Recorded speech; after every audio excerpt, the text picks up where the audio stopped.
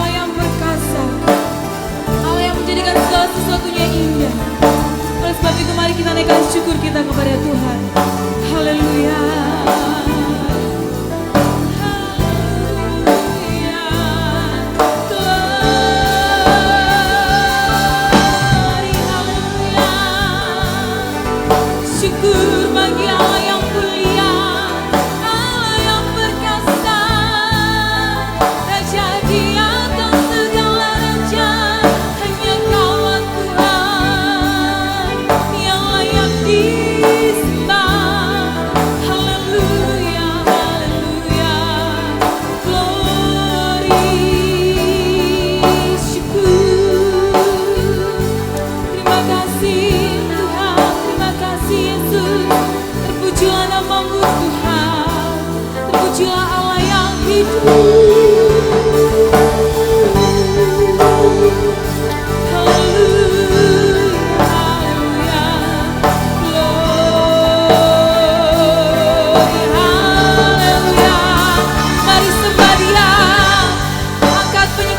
Bagi Tuhan, sebab hanya Dia yang layak terima segala pujian dan penyembahan kita. Terima kasih Tuhan. Haleluya, haleluya, haleluya, haleluya. Terpujilah Engkau Tuhan. Terima kasih, sebab Kau Allah yang besar. Kau besar, perbuatanmu ajaib, tiada seperti Engkau, tiada seperti Engkau. Sebab Kau besar, perbuatanmu ajaib, tiada seperti Engkau.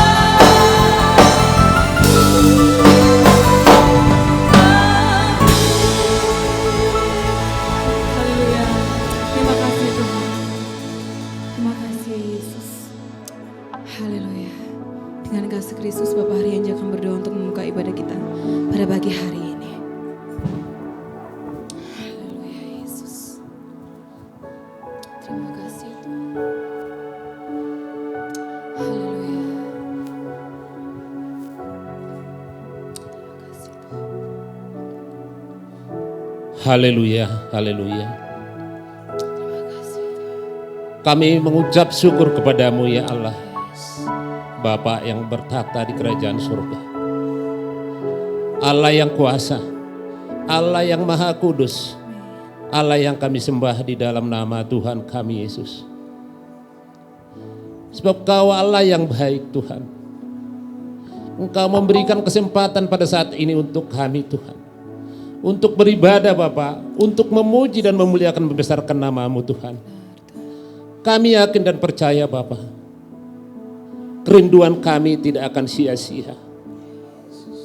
Kami yakin dan percaya saat ini Engkau ada bersama-sama dengan kami di sini untuk kami sembah dan kami muliakan Bapa. Terima kasih Bapa.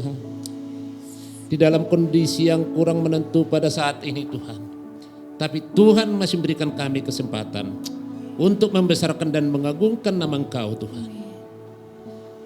Kami pada saat ini Tuhan menyerahkan ibadah kami ke tangan-Mu Tuhan. Baik yang membawa singer, pemimpin musik Tuhan, bahkan hamba-Mu Tuhan yang akan menyampaikan firman kebenaran, kami serahkan ke tangan Tuhan, supaya urapan-Mu Tuhan akan terjadi di dalam puji-pujian dan pendengaran kami Tuhan. Kami juga menyerahkan saudara kami Tuhan, yang menonton di rumah acara ibadah ini Tuhan.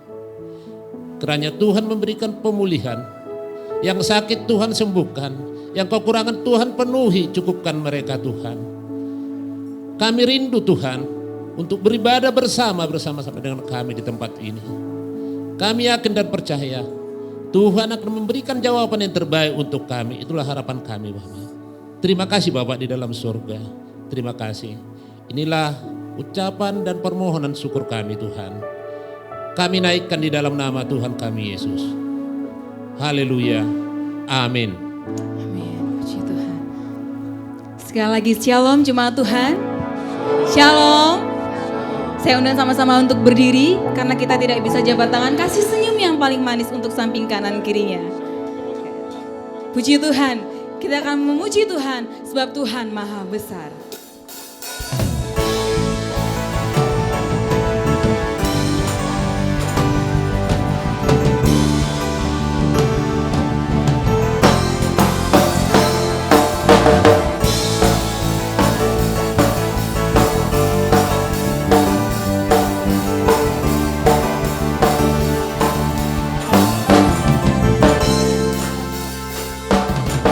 Tuhan Maha Besar dan sangat terpuji, Dia lebih dahsyat dari segala alam. Sebab Tuhan Maha Besar dan sangat terpuji, kuasanya dahsyat menghancurkan musuh. Sebab Tuhan Maha Besar, sebab Tuhan Maha Besar dan sangat terpuji, Dia lebih dahsyat dari segala alam. Sebab Tuhan Maha Besar dan sangat terpuji, kuasanya dahsyat menghancurkan musuh.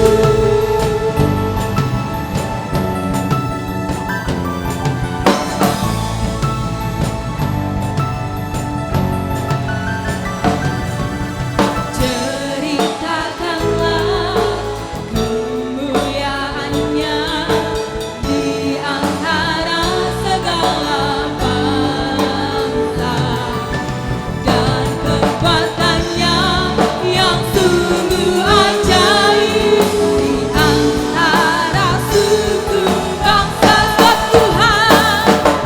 Tuhan Maha Besar dan sangat terpuji, Dia lebih dahsyat dari segala alam.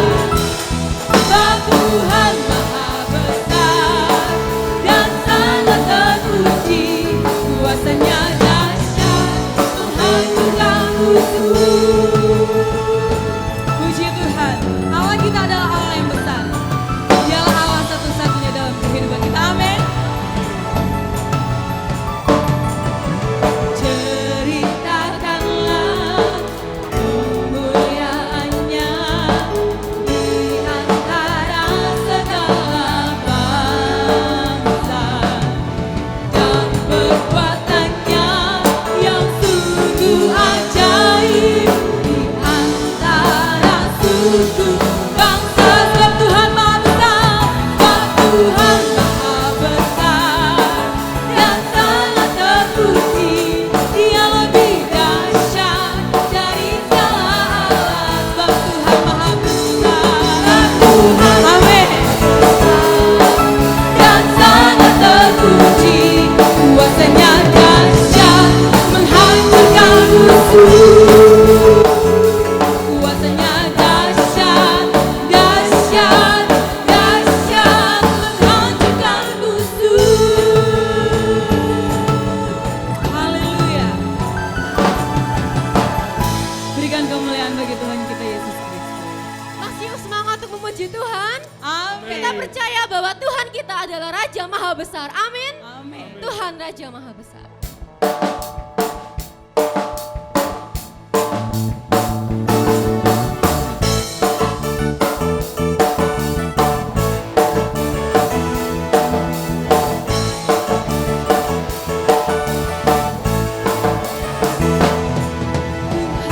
Raja Maha Besar, mari datang menyembah-Nya.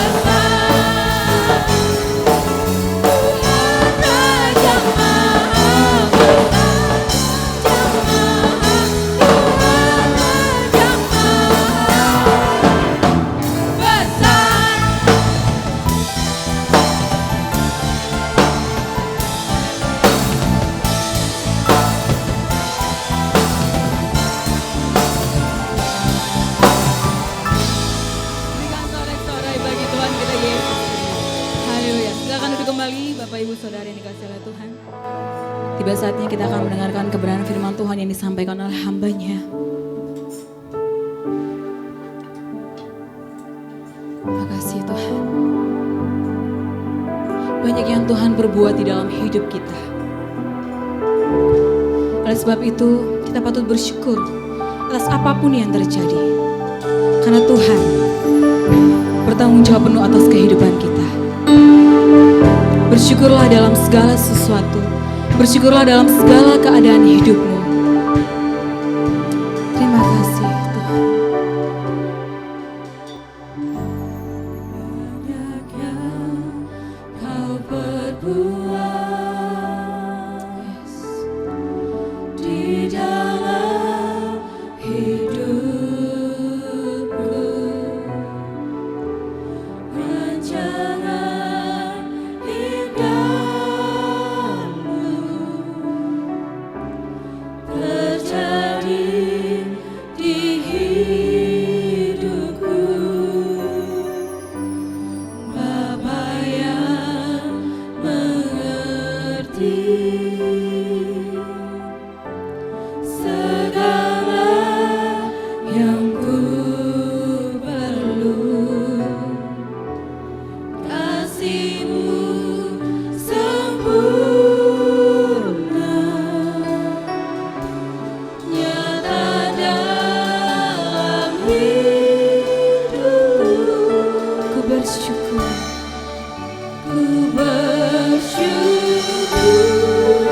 Bapa. Ku bersyukur Tuhan buat kasih setiamu di dalam hidupku. Ku bersyukur Tuhan. Bersyukur Bapa. Ku bersyukur Tuhan buat kasih setiamu di dalam hidupku. Ku bersyukur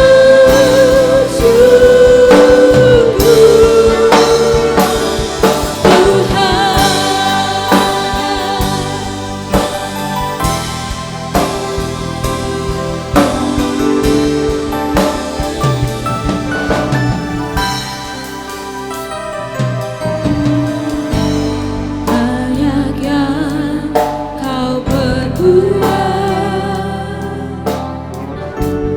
di dalam hidupku.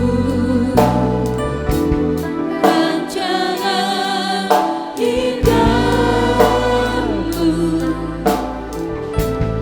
terjadi di hidupku.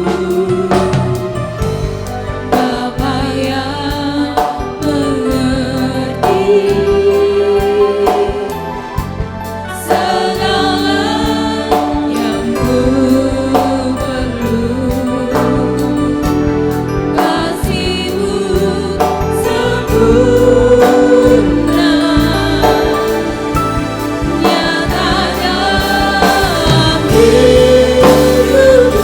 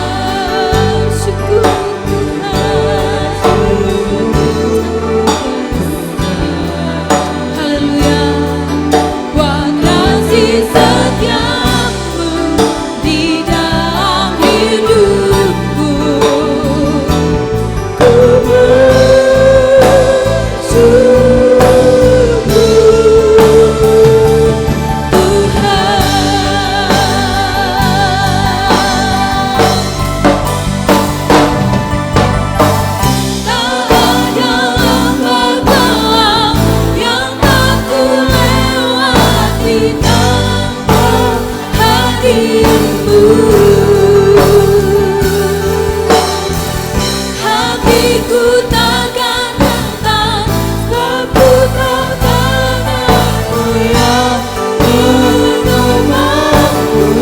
Engkaulah Yesus, Kaulah Yesus, Kaulah Tuhan, hanya Kau ku percaya.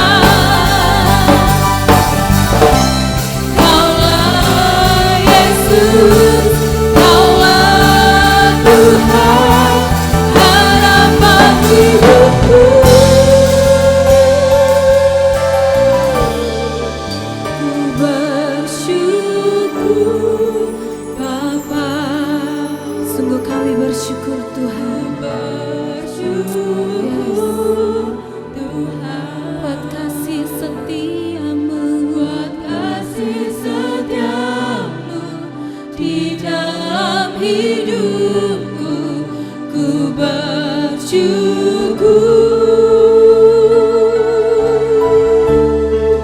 ku bersyukur Bapa, ku bersyukur Tuhan, buat kasih setiamu di dalam hidupku. Ku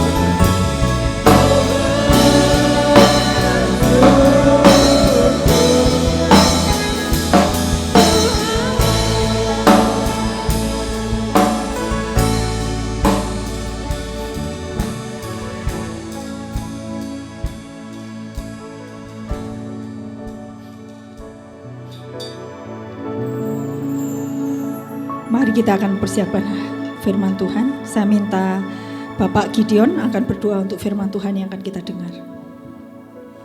Terima kasih Tuhan atas berkat pada pagi hari ini Tuhan. Kami percaya Tuhan penyertaan-Mu yang sungguh ajaib menyertai kami selalu Tuhan. Amin. Ya Tuhan, kini tiba saatnya kami akan mendengarkan firman Tuhan Tuhan. Kiranya Engkau memberkati dan juga mengurapi hamba-Mu yang akan menyampaikannya Tuhan. Kiranya apa yang hamba-Mu akan sampaikan ini bisa memberikan kami berkat dan juga memberikan kami kedamaian. Terima kasih Tuhan, kiranya penyertaan-Mu menyertai senantiasa kami tempat ini. Terpujilah nama-Mu Tuhan. Haleluya, amin. Amin. Shalom, saudara yang dikasihi Tuhan. Nah, hari ini kita akan belajar bersama-sama tentang satu tema yang saya beri judul dengan investasi kehidupan. Saudara, ada banyak dari kita yang tidak bisa menginvestasikan uangnya untuk masa depan. Ya. Apalagi kaum muda. Sekarang ini banyak kaum muda. Kaum muda pun pasti akan susah untuk menginvestasikan uang. Jangankan investasi uang, Saudara ya. Untuk sehari-hari saja kita tidak mempunyai uang untuk belanja banyak, apalagi disimpan. Kadangkala untuk uang kuliah atau uang sekolah kita masih bergumul dengan kondisi keuangan kita. Tetapi pada saat ini kita bisa melakukan sesuatu yang semua orang bisa. Bukan hanya orang yang kaya, tapi orang miskin juga bisa. Bukan hanya orang-orang yang mempunyai pekerjaan, tapi saudara yang baru saja menginjak masa muda pun bisa melakukan yang sama. Bahkan anak-anak sekolah minggu pun bisa melakukan yang sama. Jadi ini adalah satu bagian dari kehidupan kita yang bisa kita lakukan Semua orang bisa melakukannya. Ya, tidak hanya orang-orang tertentu. Dan karena itulah saya ingin menyampaikan firman Tuhan pada saat ini tentang investasi kehidupan. Saudara, ada satu kutipan yang saya tulis di situ ya dalam bahasa Inggris. Nanti saya akan terjemahkan dalam bahasa Indonesia. Investing time in yourself is the only safe investment that will give you maximum return throughout life. Nah, kata ini menjelaskan tentang bagaimana menginvestasikan waktu dalam diri Anda adalah satu-satunya investasi aman yang akan memberi Anda pengembalian maksimum sepanjang hidup. Jadi sebenarnya investasi waktu dalam diri kita, investasi sesuatu yang membuat kita bisa lakukan sesuatu di hari ini akan memberikan investasi yang aman untuk masa depan kita. Untuk sesuatu yang akan memberikan satu kali nanti, kita akan mendapatkannya secara maksimum. Saudara, hari-hari ini agak sulit menginvestasikan keuangan. Ada orang-orang yang menginvestasikan keuangan yang kemudian sekarang tidak bisa kembali utuh, saudara. Karena ada masalah yang corona ini dan juga resesi keuangan yang cukup sulit beberapa waktu terakhir ini.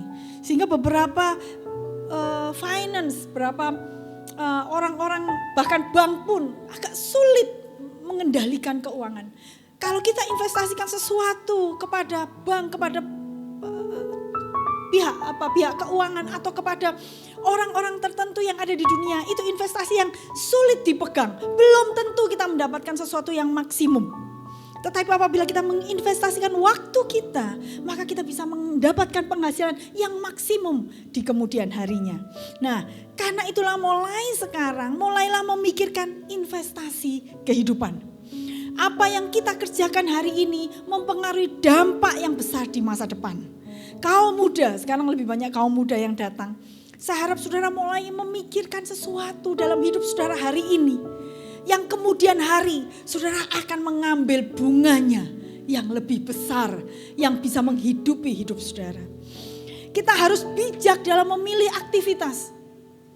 Pilihlah aktivitas yang membuat saudara tidak akan pernah menyesal di kemudian hari. Ambillah keputusan yang membuat saudara satu kali tidak akan pernah menoleh ke belakang dan katakan, kenapa aku dulu tidak mengambil keputusan itu? Mulai sekarang pikirkan baik-baik setiap keputusan yang harus saudara ambil. Efesus 5 ayat 15 sampai 16. Saya suka membaca ayat ini tentang waktu atau kairos.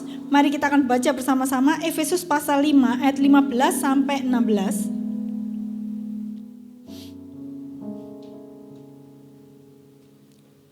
Sudah menemukan Efesus 5 ayat 16 sampai 17?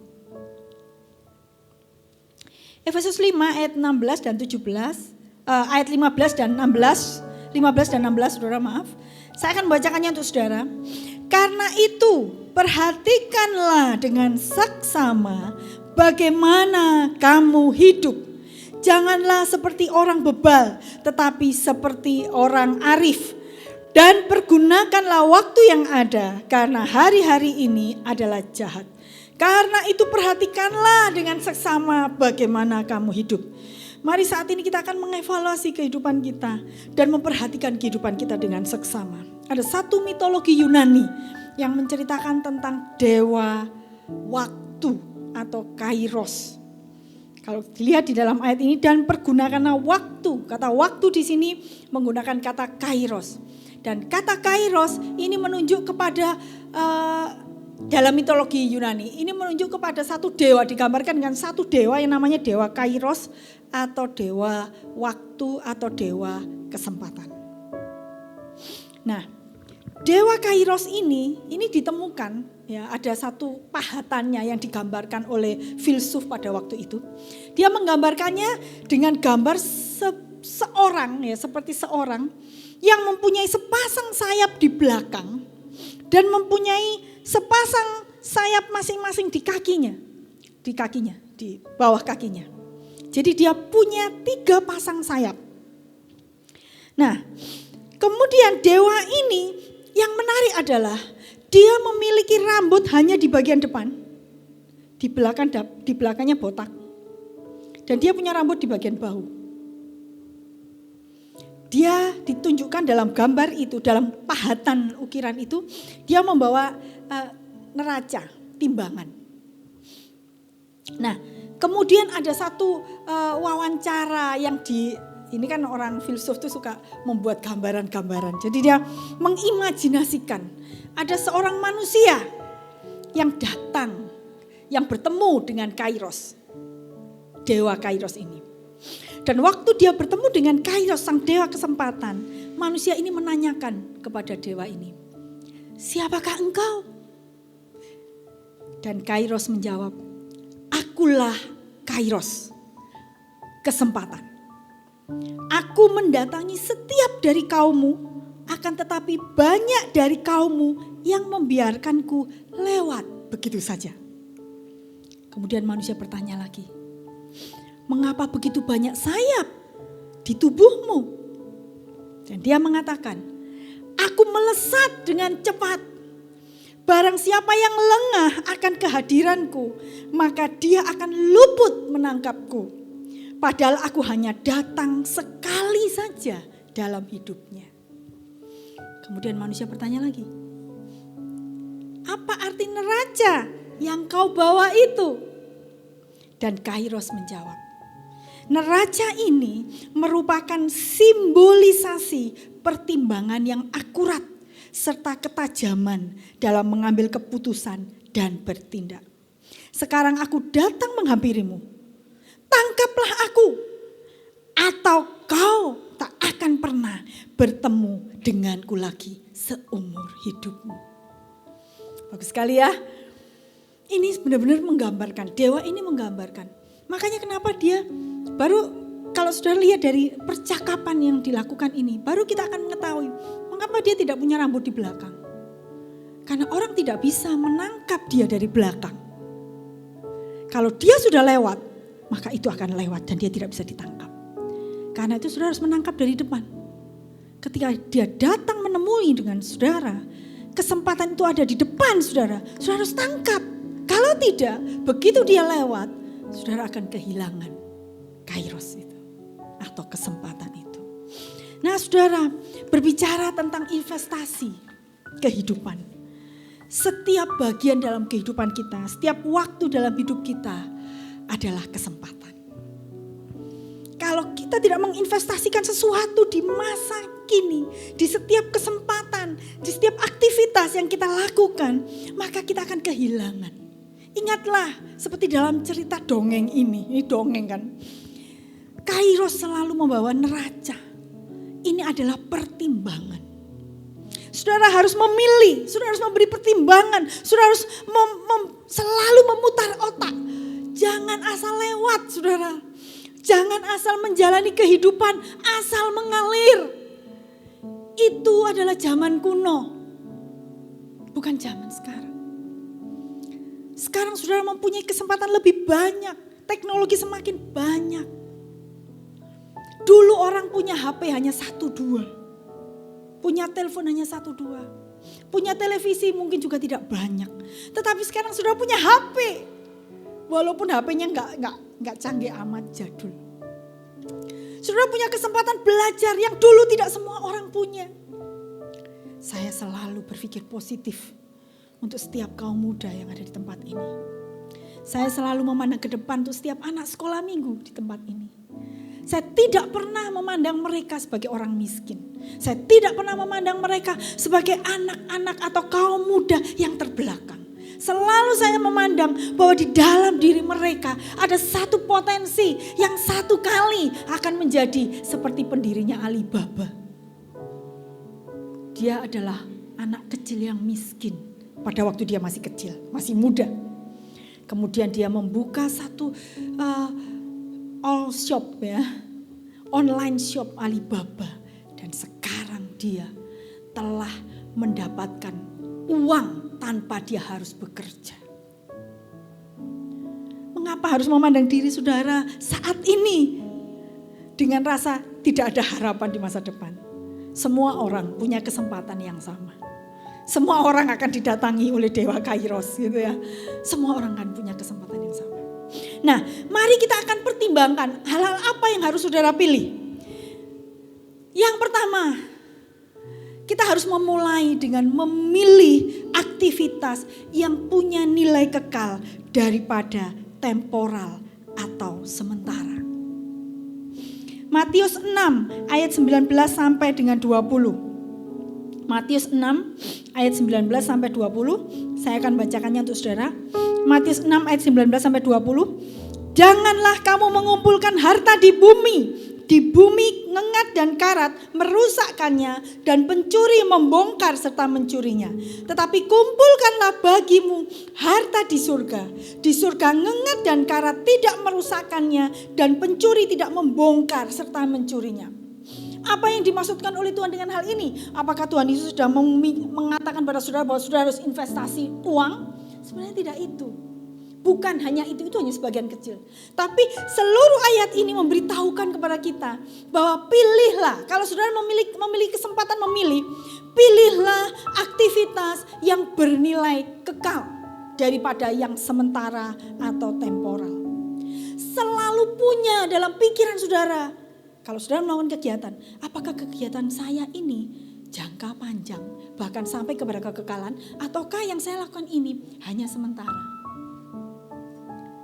Orang yang jatuh dalam dosa seksual, itu adalah orang yang memikirkan sementara. Anak muda yang jatuh dalam dosa seksual, biasanya tidak pikir panjang kan? Kan dia merasa menyenangkan pada saat ini. Tapi setelah itu, kesusahannya panjang sekali. Masa depannya seperti tidak tertebus. Orang yang menggunakan narkoba, sabu, itu juga memikirkannya sekarang. Senang, nikmat, persoalan hilang. Tapi saudara, ketika kita melakukannya, itu seperti satu ikatan yang kemudian kita menjadi seseorang yang tanpa narkoba atau tanpa sabu, kita tidak berarti apa-apa. Perasaan itu jadi muncul dalam pikiran kita. Kenapa itu terjadi? Karena orang-orang berorientasi hanya hari ini. Berapa waktu dan berapa uang yang kita pakai untuk aktivitas yang bernilai kekal. Coba pikirkan. Kita lebih banyak gunakan waktu dan uang untuk yang bersifat temporal.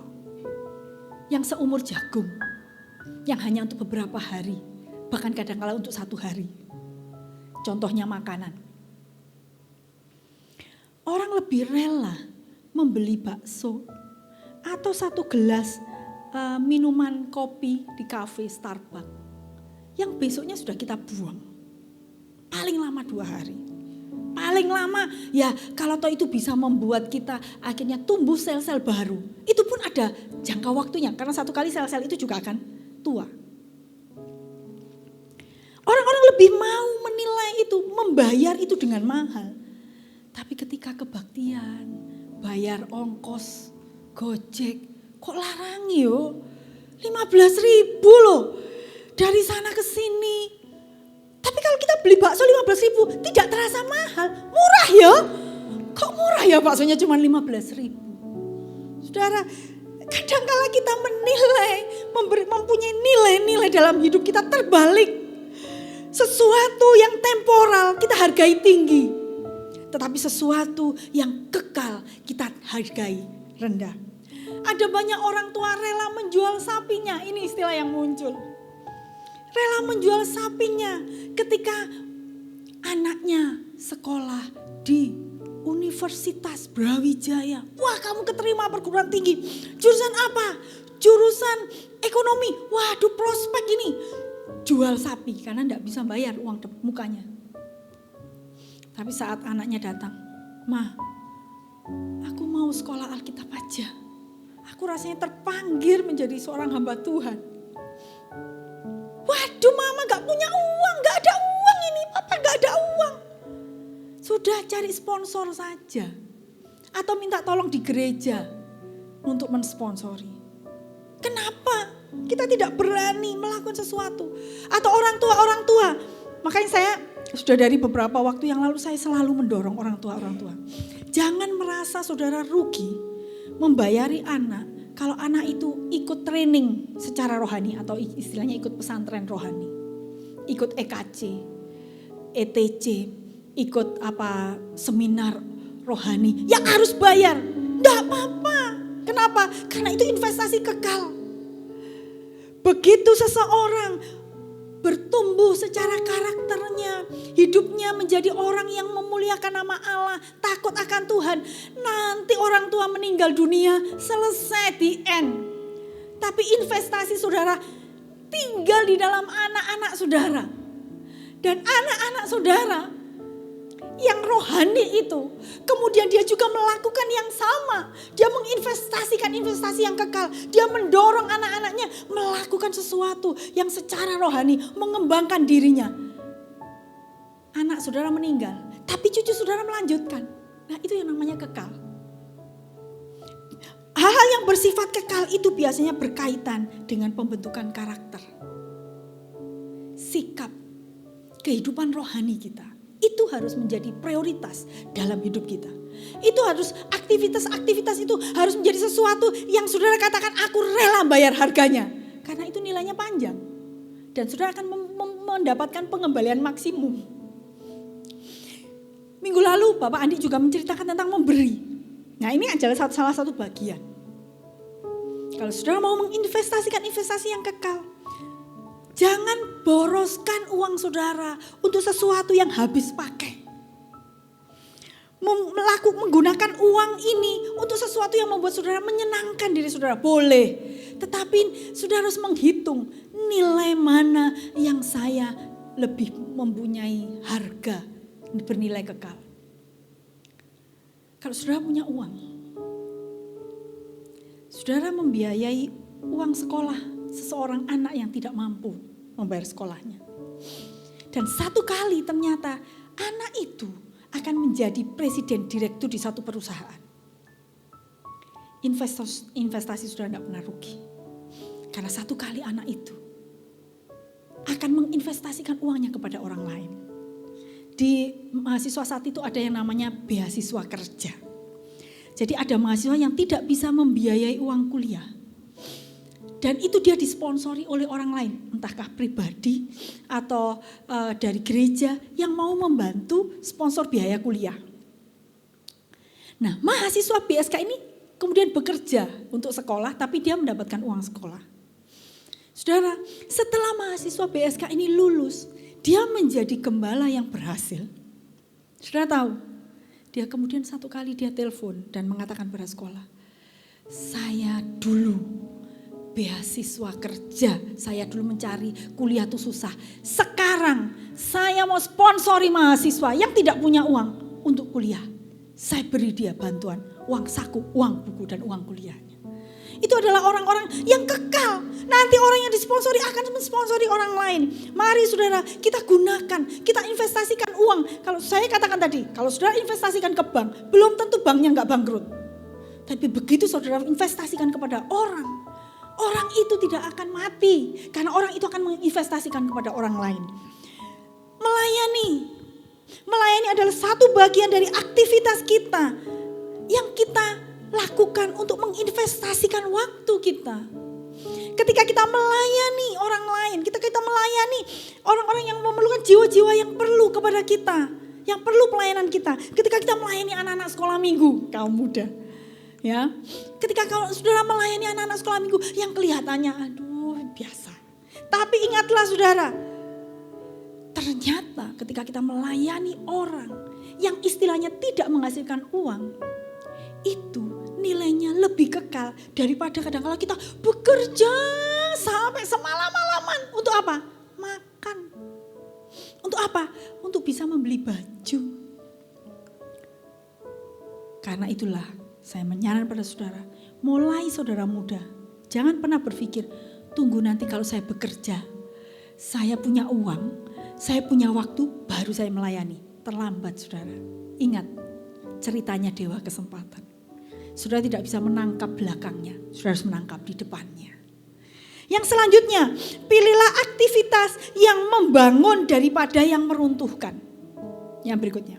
Jadi kita harus mulai memilih sekarang ini untuk investasi kehidupan. Pilihlah aktivitas atau kegiatan-kegiatan yang membangun, bukan yang menghancurkan. Yudas 1 ayat yang ke-20. Yudas 1 ayat yang ke-20. Saya akan bacakannya, Yudas 1 ayat 20. Akan tetapi kamu saudara-saudaraku yang kekasih, bangunlah dirimu sendiri di atas dasar imanmu yang paling suci dan berdoalah dalam Roh Kudus. Ayat ini mengatakan bangunlah dirimu di atas iman yang paling suci. Apa ini maksud dengan iman yang paling suci? Apakah semua iman ada bedanya? Tidak. Maksudnya ini artinya kita itu selalu rindu, bersungguh-sungguh mengembangkan iman kita, membangun rohani kita untuk bertumbuh.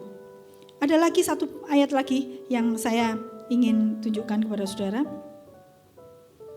Filipi 1 ayat 10. Sehingga kamu dapat memilih apa yang baik supaya kamu suci dan tak bercacat menjelang hari Kristus. Ayat ini mengatakan kepada kita untuk kita belajar memilih apa yang baik, yang berguna untuk membangun, mengembangkan kerohanian kita. Saudara harus memilih hal-hal yang tidak hanya membangun diri saudara secara jasmani, tapi juga harus membangun secara rohani. Saya mulai dengan yang rohani dulu. Ketika kita ingin membangun kehidupan rohani kita, itu akan menolong kita untuk bertumbuh, improve, mengembangkan diri kita, kemampuan kita. Biasanya anak-anak remaja itu tidak memiliki percaya diri yang banyak. Lain kalau orang tua biasanya sudah menapaki jalan sehingga tahu dalam hal ini aku punya kelebihan. Tapi anak muda belum tentu. Tidak semua anak pede punya percaya diri. Tapi kalau kita tidak mulai mencobanya untuk memulai menginvestasikannya, kita tidak akan tahu kita punya kemampuan apa. Kita tidak akan tahu satu kali ternyata kita bisa menjadi seorang pengkhotbah. Yang kalau Om Andi dan Tante Lili berkhotbah di atas kepada orang yang paling enggak 200 orang atau 500 orang lah seandainya kalau diundang di gereja besar. Tapi saudara bisa berkhotbah di antara ribuan orang. Siapa tahu? Kan kita tidak tahu. Investasi itu harus dimulai dari sekarang. Nah, karena itulah mulai pikirkan apa aktivitas yang membangun. Kadang-kala kita lebih suka bekerja dengan giat. Lebih suka bermain game. Dan kita lupa menginvestasikan dengan kegiatan yang membangun kehidupan rohani kita. Kemarin saya mengajarkan di PT Berkat Ganda Sentosa bagaimana menggunakan Alkitab Sabda yang menarik sehingga membuat kita bisa merenungkan firman Allah hanya melalui HP. Jadi HP ini ternyata tidak hanya bisa main game yang menarik, ternyata di dalam Alkitab Sabda ada banyak perangkat-perangkat yang bisa mengembangkan diri saudara. Bahkan saya ngomong kepada saudara, saudara akhirnya tidak perlu pendeta untuk tanya tentang arti ayat itu, karena di situ disediakan. Tapi karena apa? Karena kita selalu berorientasi bahwa HP ini untuk main game, HP ini untuk main medsos. Akhirnya kita lupa bahwa di dalam HP ini tersedia investasi untuk pengembangan rohani kita. Bagaimana dengan jasmani kita? Alkitab tidak pernah mengatakan bahwa kita harus mengembangkan sesuatu yang rohani saja. Ya enggak, kita masih menginjak di bumi. Sesuatu yang jasmani juga harus kita pikirkan. Pokoknya kita harus punya prinsip yang sama. Baik untuk rohani kita maupun jasmani kita. Untuk kehidupan jasmani kita. Kita juga harus melakukan aktivitas yang membangun. Bukan meruntuhkan. Kalau saudara tahu. Makanan yang dimakan itu akan menghancurkan tubuh saudara. Ya enggak usah dimakan. Walaupun enak. Walaupun nikmat. Pilihlah makanan yang membuat saudara, artinya ada enggak zat-zat pembangunnya? Ada proteinnya? Ada gizinya enggak? Kan anak sekarang beda ya. Yang penting nikmat makannya. Padahal penuh dengan racun. Makan bakso, entol itu ya. dikasih saus tomat yang merah banyak itu, ya kalau saus tomatnya mahal, saus tomat yang murah itu, yang satu kantong cuma 2.000 rupiah, merah gitu ya, ditambah dengan kecap, kasih cabai satu mangkok, tambahin semua, dimakan. Dia sudah tidak berpikir lagi, iki sehat atau ora, enggak, yang penting enak perut. Itu namanya berorientasi kepada temporal, sementara. Dan kita melakukan sesuatu yang bersifat apa? Menghancurkan dan tidak membangun. Saya biasanya kalau sama kaum pria itu selalu diskusi tentang merokok. Dan ditanya, mana ayatnya Bu? Berkali-kali dah. Mana ayatnya itu? Gak ada larangan untuk merokok. Ya memang gak ada larangan merokok. Tetapi prinsip hal membangun daripada meruntuhkan itu ada di dalam Alkitab. Tuhan ingin kita membangun. Jadi kita melakukan mengkonsumsi apapun yang membangun tubuh kita, bukan menghancurkan atau merusakkannya. Amin. Nah, prinsip yang membangun dan merusakkannya ini juga diterapkan dalam memilih teman. Kalau saudara ingin membangun diri saudara, mengembangkan diri saudara, dan tidak meruntuhkan, jangan bergaul dengan orang-orang yang hobinya suka menghancurkan. Ada orang-orang tertentu yang selalu suka memikirkan atau mengatakan atau membicarakan negatifnya orang lain. Selalu. Setiap ketemu dia cerita, orang itu loh begini. Besok selalu orang itu begini.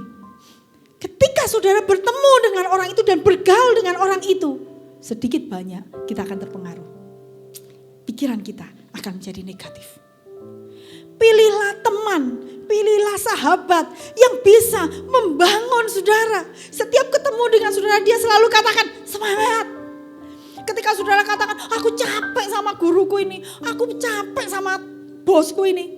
Tetapi teman saudara katakan, alah itu pasti bisa dilalui, besok pasti berbeda. Ayolah semangat, ayo kita mengejar sesuatu. Termasuk memilih teman hidup saudara. Ya. Kaum muda yang belum punya pacar, kalau pilih teman hidup, saudara lihat cara dia ngomong. Kalau teman hidup saudara cara ngomongnya itu selalu menjatuhkan, selalu mengkritik, selalu membicarakan kejelekan orang lain. Saya mau katakan sekarang di atas mimbar, putus. Putus saja. Karena itu tidak akan membangun kehidupan rohani saudara. Itu tidak akan menyehatkan hidup saudara. Saudara harus mencari orang-orang yang satu kali nanti ketika mengalami masa kelam dalam hidup kita, dia bersama-sama saudara. Dia menemani saudara. Jangan lihat cantiknya sekarang. Jangan lihat tampannya. Jangan lihat uangnya. Karena itu bernilai temporal. Tidak kekal. Pilihlah teman hidup yang membangun dan bukan meruntuhkan. Hal yang membangun dan meruntuhkan yang lain adalah berbicara tentang pilihlah aktivitas yang membangun orang lain dan bukan meruntuhkan orang lain. 1 Korintus 9 ayat 19. 1 Korintus 9 ayat 19 saya akan bacakan. Sungguh pun aku bebas terhadap semua orang. Aku menjadikan diriku hamba dari semua orang. Supaya aku boleh memenangkan sebanyak mungkin orang. Paulus menceritakan banyak haknya. Apakah aku tidak punya hak untuk punya istri? Membawa istri dalam pelayananku? Aku punya hak. Apakah aku tidak punya hak mendapatkan uang? Aku punya hak. Tapi aku, dikatakan dia, tetapi walaupun aku punya hak, aku punya kebebasan. Tetapi demi orang lain, aku menanggalkan kebebasanku. Bayangkan saudara, Paulus mempunyai prinsip ini dalam hidupnya. Ketika dia hidup, dia tidak hanya membangun kerohaniannya sendiri, tapi dia juga ingin membangun orang lain. Kita harus tahu bahwa panggilan kita bukan untuk menghancurkan orang lain. Kita terpanggil untuk apa? Membangun orang lain. Karena itu setiap saudara bertemu dengan orang, jangan ngajak hal-hal yang tidak baik saudara ya. Jangan ngajak aktivitas yang tidak baik. Ayo kumpul apa? Main kartu. Ayo, uangnya berapa? Panggilan kita untuk apa? membangun orang lain. Jadi waktu kita kumpul, ayo kumpul apa? Baca Alkitab. Kan rohani. Gitu kan? Ayo kumpul-kumpul. Aku tuh loh, tadi tuh ada renungan yang saya dapat. Jadi saudara sharing sesuatu yang membangun orang lain. Ada orang lain datang dengan air mata. Saudara harus memberi motivasi sehingga setelah bertemu dengan saudara, dia bisa tersenyum. Saya ingat ada seorang mahasiswa, dia pernah datang kepada saya berapa tahun lalu. Dia mempunyai masa kelam, dia pernah jatuh dalam dosa dan dimerit lah, istilahnya di sana dimerit, didisiplin sampai 1 tahun kalau nggak salah. Kemudian dia kembali. Ketika dia kembali, dia satu kali datang kepada saya dan menangis. Bu, saya itu di hadapan yang lain kok saya merasa bahwa diri saya itu rendah. Setiap kali saya ngomong, orang selalu memandang masa lalu saya. Kemudian saya katakan kepada dia, saya melihat kamu sudah berubah. Memang belum sempurna, tapi ada perubahan. Jadi kamu jangan merasa dirimu bersalah terus. Kamu melihat pencapaianmu. Dan dia rasa dikuatkan. Gak susah bagi kita untuk membangun orang lain, betul? Gak susah bagi kita mengucapkan pujian untuk orang lain, memotivasi orang lain. Roma 14 ayat 19, ini juga ada ayat yang menolong kita untuk menunjukkan pada kita bagaimana kita harus membangun orang lain. Roma 14 ayat 19 mengatakan, sebab itu marilah kita mengejar apa yang mendatangkan damai sejahtera dan yang bergunaan untuk saling membangun. Daripada kita berpikir, daripada kita kumpul dengan orang, berikan kata negatif, lebih baik kita saling membangun. Menyampaikan sesuatu yang mendatangkan sejahtera. Bukan tidak semua orang, hampir semua orang tidak suka untuk mendapatkan kata-kata negatif. Daripada kita membicarakan masalah orang lain, lebih baik kita mendoakannya. Daripada kita mempertajam konflik. Kalau saudara punya konflik dengan seseorang. Daripada kita mempertajam konflik. Kenapa dikatakan kita tidak mengejar damai sejahtera? Kita datangi orangnya, kita berbaik hati, berbalik dengan dia. Mari kita pulihkan. Itu yang disebut dengan membangun dan tidak meruntuhkan. Hidup kita menjadi berkat dan bukan jadi batu sandungan. Yang terakhir saudara, pilihlah aktivitas yang produktif daripada konsumtif. Saya mencari ayat-ayat yang sulit ini ya, ini istilah yang sulit. Tetapi dalam satu perumpamaan yang Yesus sampaikan, di dalam Yohanes pasal 15 saudara. Yohanes pasal 15 ayat yang kedua, dia mengatakan seperti ini. Setiap ranting padaku yang tidak berbuah dipotongnya, dan setiap ranting yang berbuah dibersihkannya supaya ia lebih banyak berbuah. Tuhan menggambarkan kehidupan kita itu seperti pohon anggur yang harus produktif menghasilkan buah. Tetapi apabila hidup kita tidak berbuah, tidak produktif, maka hidup kita satu kali akan dipangkas dan dimasukkan di dalam api. Tidak ada orang yang mempertahankan batang, dicari ini buah kelengkeng, ini saya nandur lengkeng, ini kok tidak buah-buah. Daunnya aja setiap kali mengotori halaman yang harus sapu. Tebang saja. Di bagian lain Matius 21 ayat 19, Tuhan pernah berjumpa, menemui di jalan, ketemu dengan pohon ara. Dikatakan apa? Waktu dia melihat pohon ara itu, banyak daunnya dan dia tidak menemukan buah. Tuhan ngomong apa? Dikutuk pohon ara itu karena tidak berbuah. Memang bagian ini berbicara tentang produktivitas kita secara rohani. Bagaimana kita menunjukkan buah-buah dari segi karakter, dari segi kehidupan, maupun buah-buah dalam hal jiwa-jiwa. Tetapi ingatlah bahwa produktivitas tidak hanya diukur dari hal yang rohani, tapi hal-hal yang jasmani. Pikirkanlah kehidupan saudara yang memberkati orang lain daripada saudara melakukan sesuatu yang bernilai untuk diri saudara sendiri. Pikirkan sesuatu yang produktif, yang menghasilkan sesuatu. Ketika saudara melayani orang lain, saudara sebenarnya sedang melipat gandakan diri saudara. Saudara punya iman satu kan dalam diri kita. Tapi waktu kita melayani orang lain, iman kita jadi 2. Kalau orang lain yang kita layani itu melayani orang lain, iman kita kita jadi 3. Bisa jadi itu melayani banyak orang. Iman kita bisa berlipat ganda. Itu yang disebut dengan produktif. Orang tidak boleh hanya berorientasi pada dirinya sendiri. Yang penting saya datang kebaktian, saya diberkati. Bukan itu tujuannya. Tapi tujuannya adalah apa? Yang penting saya datang kebaktian, saya diberkati dan saya juga memberkati. Itu namanya produktif. Kalau kita datang ke kebaktian, kalau kita mengikuti seminar-seminar, itu hanya konsumtif. Itu berarti kita melakukannya hanya untuk diri kita sendiri. Dan tidak berguna untuk mengembangkan atau berproduksi bagi orang lain. Demikian juga dengan kegiatan-kegiatan kita lakukan atau barang-barang yang kita beli. Saudara membeli HP, membeli HP ini untuk hal yang konsumtif atau produktif. Apa yang dimaksud dengan konsumtif? Kalau saudara gunakan HP hanya untuk kepentingan saudara, menyenangkan diri saudara, yang setelah itu lewat, itu namanya konsumtif. Tapi ada orang-orang yang menggunakan HP-nya untuk produktif. Dia jualan lewat HP-nya. Itu produktif.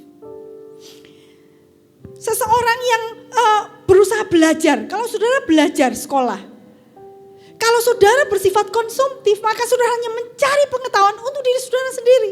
Tapi kalau orang-orang yang memilih aktivitas yang produktif, maka dia memikirkan pengetahuan ini harus bisa saya sebarkan kepada orang lain, sehingga orang lain bisa produktif. Saya juga produktif. Mulai sekarang pikirkanlah, baik membeli barang, menggunakan uang atau melakukan aktivitas, lakukanlah yang bersifat produktif daripada hanya konsumtif. Yang kita konsumsi saja. Saya berikan satu penutup. Silakan diklik yang penutupnya. Rencanakanlah masa depan agar Anda tidak kehilangan. Berinvestasilah untuk jangka panjang agar hidup Anda tidak semakin diperpendek oleh zaman. Mari kita berinvestasi mulai sekarang. Ini adalah kesempatan untuk kita. Mari kita berdoa bersama-sama. Haleluya, haleluya. Haleluya, kiranya Tuhan menolong kami. Kiranya Tuhan terus menolong kami agar kami menjadi bijaksana. Memperhatikan hidup kami dengan seksama, ya Tuhan. Sehingga kami dapat menentukan pilihan-pilihan dan aktivitas-aktivitas yang memiliki nilai kekal dalam kehidupan kami daripada yang temporal. Kiranya kami bisa memilih aktivitas-aktivitas yang membangun daripada menghancurkan, baik untuk diri kami sendiri maupun untuk orang lain. Kiranya ya Tuhan, kami boleh memilih aktivitas-aktivitas yang bersifat produktif, yang menghasilkan sesuatu daripada hanya konsumtif atau yang kami bisa konsumsi dan itu yang bersifat temporal. Tuhan, kami percaya bahwa Tuhan memanggil kami menjadi orang yang produktif. Tuhan memanggil kami agar kami dapat melipat gandakan iman kami, agar kami dapat melipat gandakan pengetahuan kami, agar kami dapat melipat gandakan karunia-karunia yang Tuhan berikan kepada kami. Biarlah sepanjang hidup kami di tempat ini, di dunia ini, kami mengambilnya sebagai satu kesempatan untuk melayani orang-orang lain. Untuk menginvestasikan kehidupan kepada sesuatu yang tidak hanya bersifat benda, tetapi bersifat jiwa-jiwa. Tolonglah kami kaum muda ya Tuhan, supaya kami sedari muda, kami mulai bijaksana untuk memilih aktivitas, memilih penggunaan waktu dan uang kami yang serba terbatas untuk hal-hal yang memuliakan nama Allah.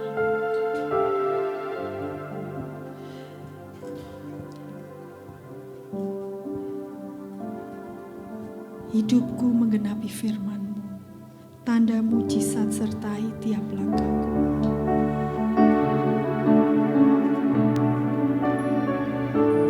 Kita nyanyikan refrainnya saja.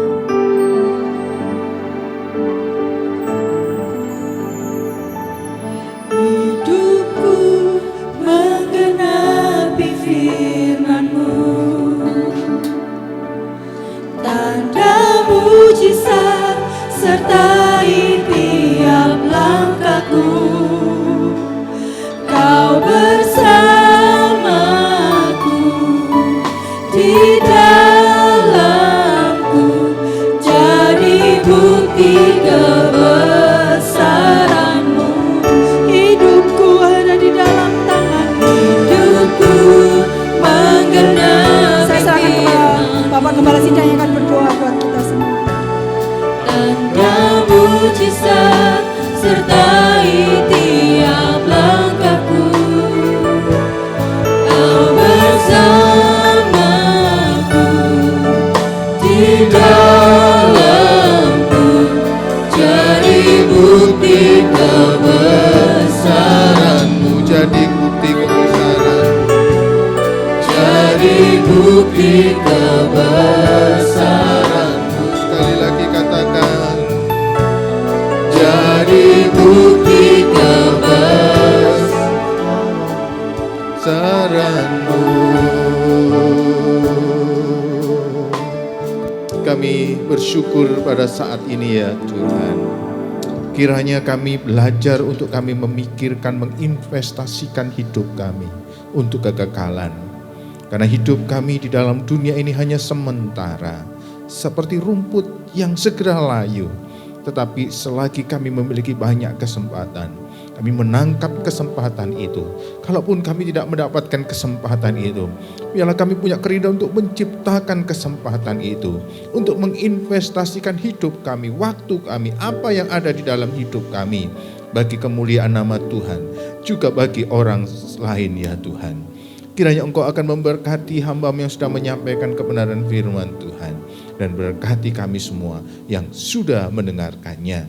Oleh karena itu Tuhan, kiranya Roh-Mu dan firman-Mu terus menyertai kami. Dalam nama Tuhan Yesus, haleluya. Amin.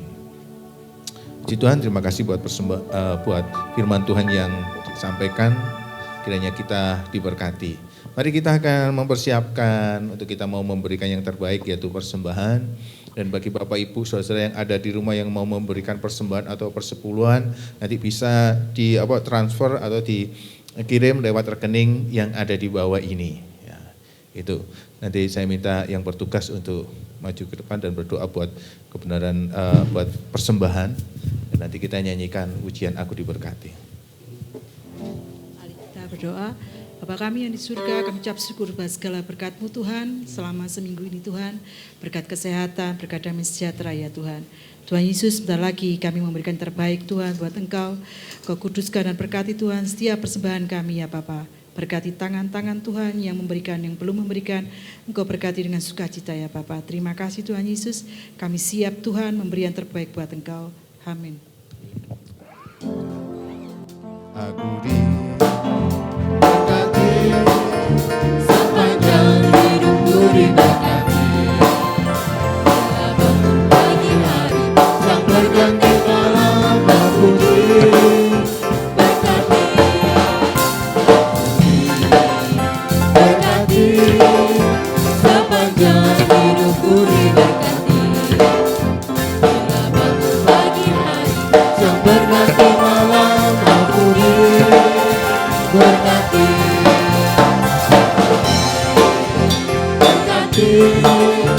sepanjang hidupku diberkati. Bila bangun pagi hari, yang berganti malam aku diberkati. kiranya Tuhan akan memberkati kita semua. Jam ibadah hari Selasa ada doa syafaat di tempat ini. Bagi Bapak Ibu yang mau hadir silakan untuk mendaftar di grup. Dan kemudian ibadah kaum pria juga ada di tempat ini hari Rabu jam 6:30. Jadi kami mengundang setiap kaum pria untuk hadir, dan juga KKA kaum wanita lewat online ya. Dan juga ibadah ada hari Jumat juga ada ibadah di rumah sakit Pacet, Sumber Gelagah Pacet. Dan hari Minggu besok ibadah online jam 6. Bagi Bapak Ibu yang tidak bisa ikut ibadah di gereja, silakan ikut ibadah online jam 6 dan ibadah jam 9, ibadah new normal seperti saat ini. Kiranya Tuhan akan memberkati. Mari kita akan bangkit berdiri pada saat ini. Mari kita akan menutup ibadah pada pagi hari ini. Amin.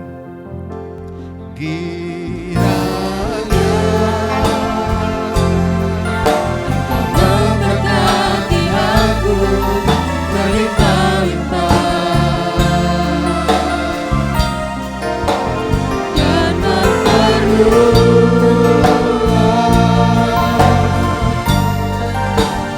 daerahku.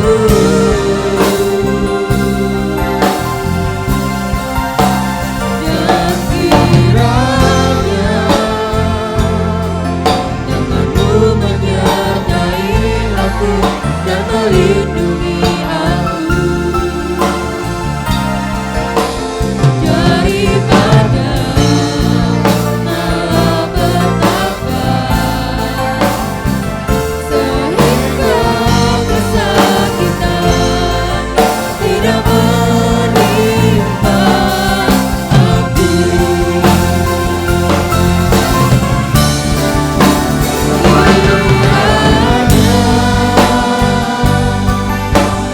Memberkati aku berlimpah-limpah dan memperluas daerahku.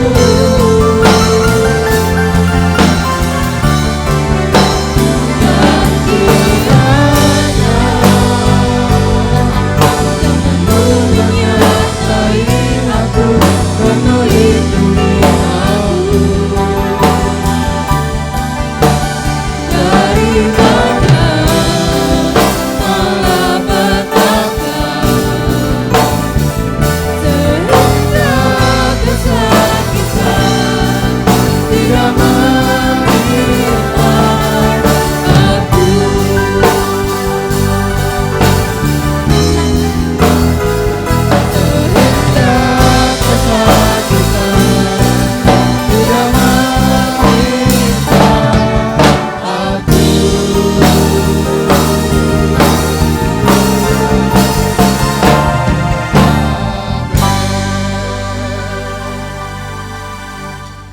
Doa Bapa kami yang di surga, dikuduskanlah namamu, datanglah kerajaanmu, jadilah kehendak-Mu di bumi seperti di surga.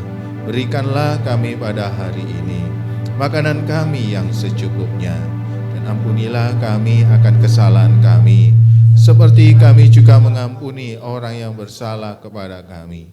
Dan janganlah membawa kami ke dalam pencobaan, tetapi lepaskanlah kami daripada yang jahat, karena Engkaulah yang mempunyai kerajaan dan kuasa dan kemuliaan sampai selama-lamanya. Amin. Kiranya Tuhan akan memberkati setiap kami yang hadir, setiap kami yang ibadah di rumah-rumah pada saat ini. Tangan Tuhan yang penuh kuasa akan melindungi kami, menyertai kami, memberkati kami secara rohani dan jasmani, melindungi kami dari segala sakit penyakit. Tuhan menolong juga anak-anak kami yang sekolah, walaupun mereka juga ada yang banyak yang sekolah online. Mari Tuhan memberikan hikmat, pimpinan, tuntunan, dan keberhasilan di dalam masa depan dan pendidikan mereka. Tuhan melindungi kami, Tuhan menyertai kami. Tuhan memberkati bangsa dan negara kami Indonesia, para pemimpin bangsa kami, Tuhan memberikan hikmat tuntunan ya Tuhan. Demikian para aparat keamanan TNI Polri, Tuhan juga yang akan menuntun, menjaga Tuhan, pertahanan dan kestabilan Tuhan bangsa kami Indonesia ini. Kiranya tangan Tuhan yang penuh kuasa akan bekerja sehingga pandemi COVID-19 ini boleh berlalu dan kemuliaan Tuhan saja yang dinyatakan. Dan kiranya Tuhan akan memberkati baik dalam usaha kami, pekerjaan kami, rumah tangga kami, pendidikan kami, masa depan kami, keluar masuk kami, Tuhan menjagai kami. Oleh karena itu pada saat ini mari kita mengangkat tangan. Bapak Ibu Saudara yang saya kasih di dalam nama Tuhan Yesus, kiranya berkat kasih setia Allah Bapa, damai sejahtera dari Tuhan kita Yesus Kristus, kekuatan serta penghiburan dari Roh Kudus akan menyertai engkau secara luar biasa sampai Tuhan Yesus datang kedua kalinya menjemput kita. Mari kita semua yang percaya mengatakan amin. Tuhan memberkati.